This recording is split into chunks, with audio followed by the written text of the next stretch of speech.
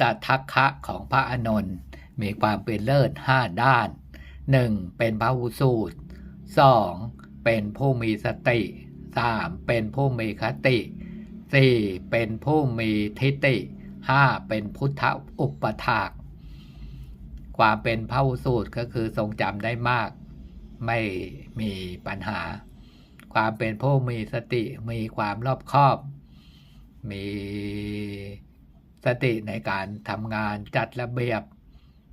คนไหนควรเข้าเฝ้าก่อนคนไหนควรเข้าเฝ้าทีหลัง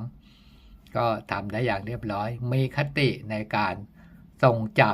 ำก็คือหมายความว่ามีแนวทางที่จะจดจำพระสูตรคือบทเดียวนั่นแหละใช้เป็นแบบแผนหรือว่าเป็นแนวทางในการจำพระสูตรอื่นๆได้อีกเป็น10,000 บททีเดียวและก็มีทิฏฐิก็คือมีความเพียรในการทรงจำพระพุทธพจน์อย่างหนึ่งและก็มีความเพียรในการอุปถากอย่างหนึ่งและสุดท้ายก็คือเป็นพุทธอุปถากคือตลอด25 พรรษาเนี่ยพระองค์ทำหน้าที่เป็นพุทธอุปถากอย่างไม่ขาดตกบกพร่องตั้งแต่พรรษา20เป็นต้นมาจนถึงวาระที่พระองค์ปรินิพพาน